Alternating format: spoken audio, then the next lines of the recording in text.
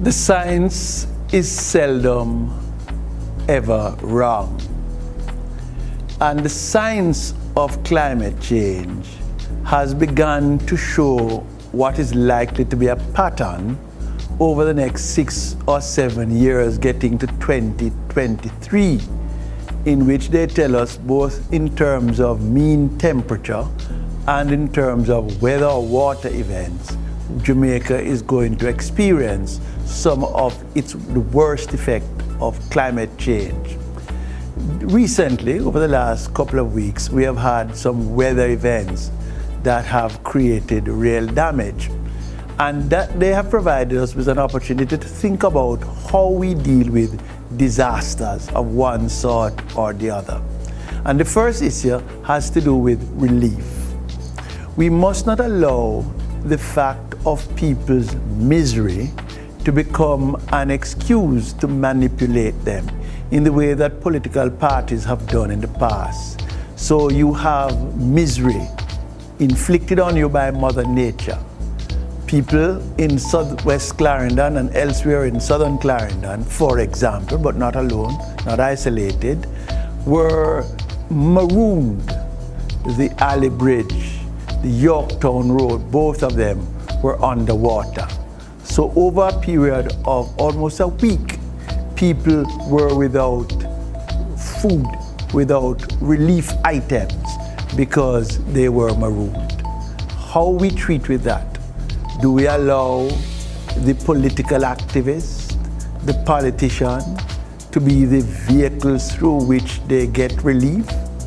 And in so doing, do we make them obligated to these political functionaries? I think we have to get to a stage where we have efficient delivery of relief when there is a disaster that is not dependent or beholden or not subject to political manipulation, political clientelism, political poke barrel, and the like. But beyond the relief, we have to think about mitigation.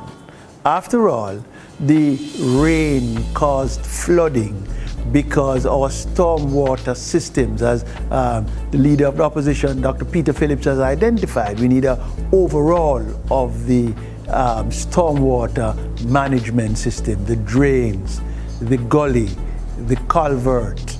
We need to ensure that these are adequate and that they are adequately and properly maintained.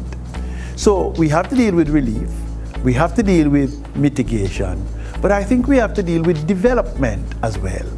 The reason we have these major water events on the plains and some of them on the hillsides, on the hilly terrain, have to do with what has not happened with reforestation and have to do with a lack of river training.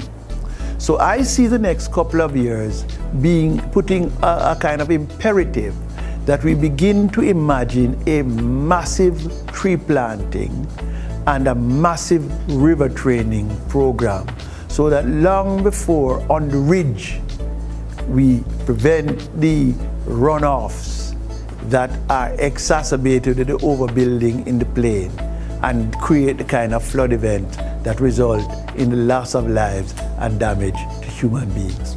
I think we could bring together the opportunity and the disaster. So for example, if we are going to begin to think about renewing the environment with the tree planting and with the river training, that is an opportunity to think about mobilizing our youth population, especially the unattached youth. I would like to see, like we had in the 70s, but this time with greater effect, a mobilizing of say 100,000 young people to plant trees and to do the river training and to maintain the stormwater system. And I think that is the way we get ahead of the game. 2023 need not be a kind of day of disaster for Jamaica.